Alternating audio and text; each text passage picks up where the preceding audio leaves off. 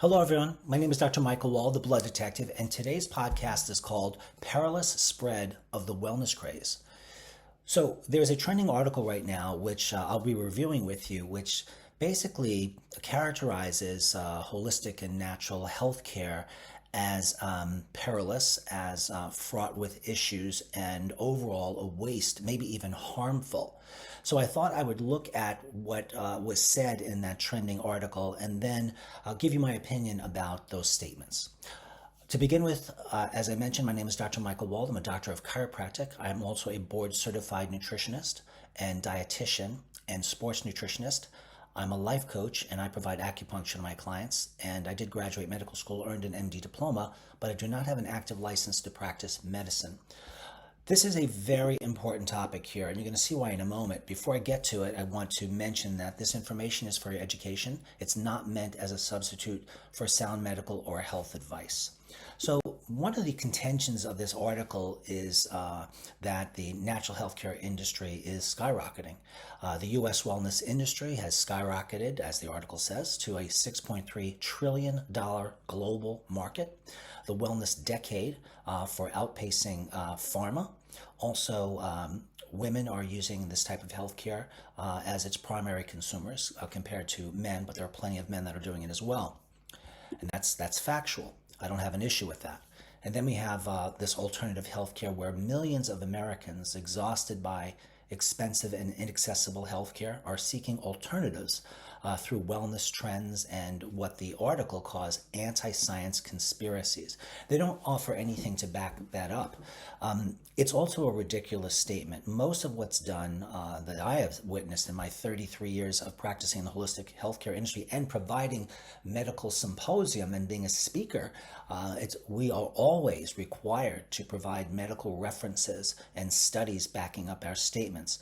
So this is this anti-science conspiracy concept comes from the writer of this article, who obviously has no real experience in this area and has never actually looked up some of the alternative therapies and whether or not there is science behind them. Now, having said that, and we'll discuss this in a little bit more in a moment, not everything that's useful has double-blind, placebo-controlled studies. You know, before these studies are done, various natural remedies do seem to work. They don't all work, just like not all of medicine works. And there may not be scientific studies. Everything that now has scientific studies once did not have scientific studies. So that's important to keep in mind. Next is the MAHA, the Make America Healthy Again, underscored by Trump's appointment of RFK Jr.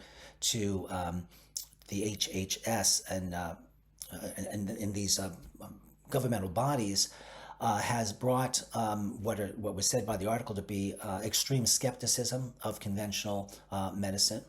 And, you know, medicine should be criticized and looked at and not merely accepted. But whenever medicine is really criticized, they take this defensive posture and they start yelling that there's no studies done in natural medicine and what have you. But some studies in medicine themselves have estimated that only about 80% of the procedures and practice in medicine do have double-blind, placebo-controlled studies. So a good number of them do not. Important to know. And as far as this wellness culture, as it's called, wellness culture has infiltrated mainstream medicine, the article goes on to say, from luxury detox retreats to superfood supplements to spiritually themed weddings. Is that a problem?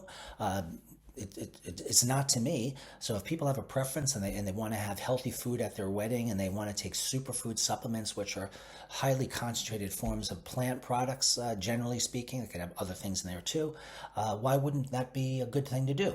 Well, the author of this article would claim that there's just no studies to show that they help with health and disease prevention and disease treatment, which is simply untrue. All you need to do is go to pubmed.gov. You'll see the empty box at the top. Put in there, let's say, various ingredients in the superfoods and whatever condition or concern that you have, cancer, fibromyalgia, hypothyroidism, whatever it is, and you will see the studies will start to populate. You click on one of those studies, and then it'll show you several other studies on the right side of the screen, and you can go into those. So you see that it's a web of studies, and The National Library of Medicine, which is pubmed.gov, has been around since, they've got studies there actually since 1966 to the present. There's over 3 million citations supporting all this so-called quasi-science nutrition. Once again, I'm not saying that everything done in natural medicine is correct. I'm not saying that everything works, but the same can be said of medicine, and medicine must be held to the same standards as natural medicine. In fact, natural medicine has much, much higher standards. At the end of every show, podcast, article written, scientific study that demonstrates that nutrition can be helpful, let's say, in cancer, autoimmune disease, or gastrointestinal problems, they always have to end that article with, oh, and of course, consult your doctor before you try any of these things. Is this the doctor that doesn't have any training in nutrition and natural medicine? That's what they're talking about. They literally are talking about that.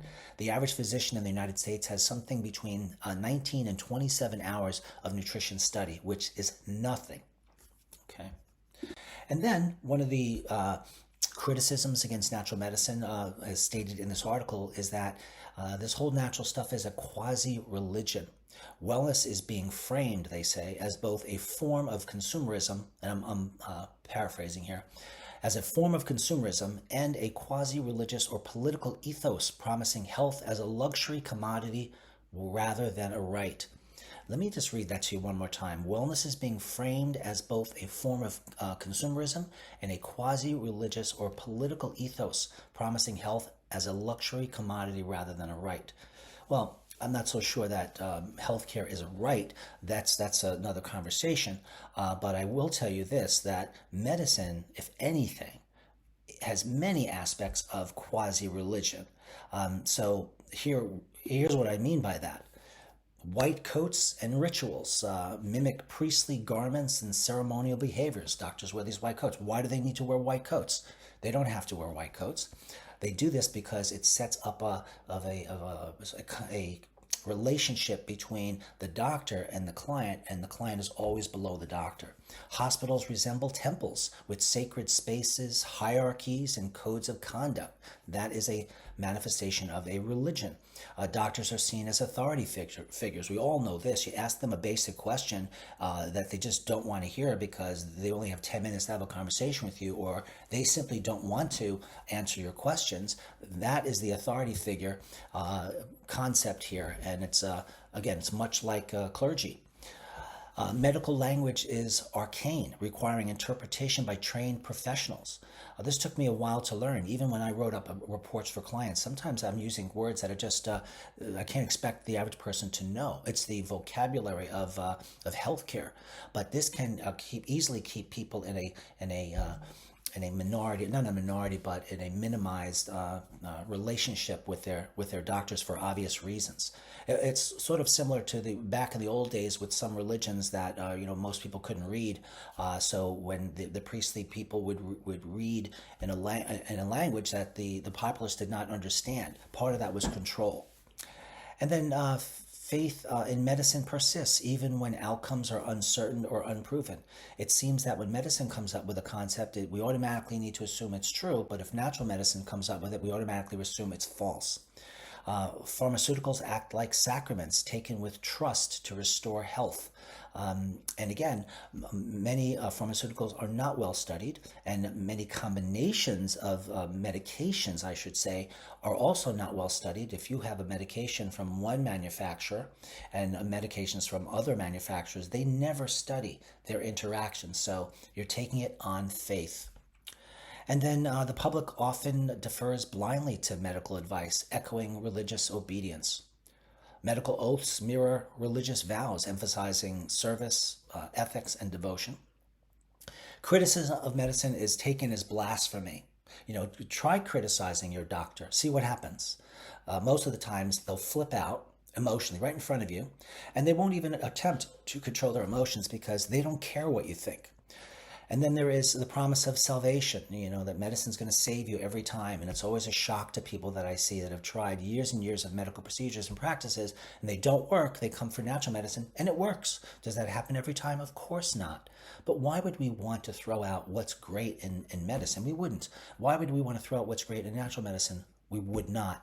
We want to put them together as needed in a way that works for people.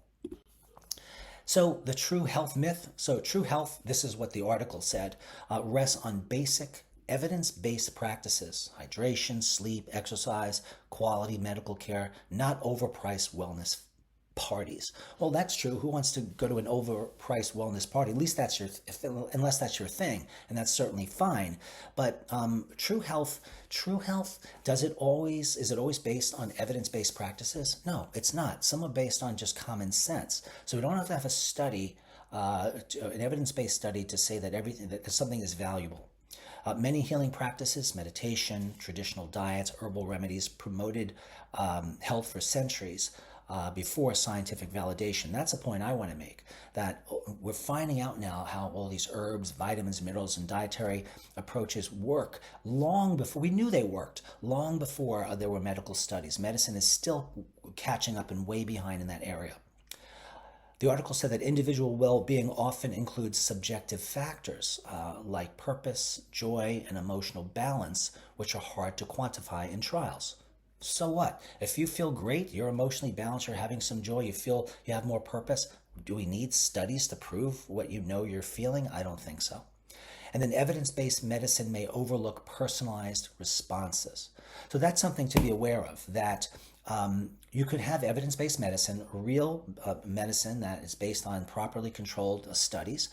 And what you might find, if let's say you take 100 people or 1,000 people and you come up with some average person and what might work. The point is, what might work for that average person, which doesn't exist, right? There's no average person, may not be what you actually need. So what this says here is that evidence-based medicine may overlook personalized responses. That is a big factor and big difference between regular medicine and natural medicine or healthcare, the way I do it. I want to know what the individual needs. Then I give them those things, whether they're lifestyle, nutrition, combination, and then we look and check for their labs that they've improved, and hopefully the person also feels well. We don't always have to rely on studies, because again, studies determine what the individual, I should say, what the average person needs, but there's no such thing as the average person.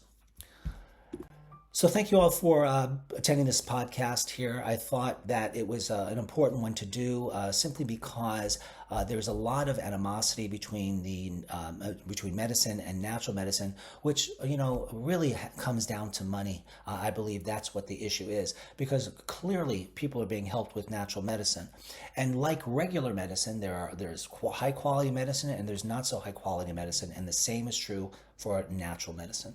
Thanks again for joining me, and I'll see you at the next podcast.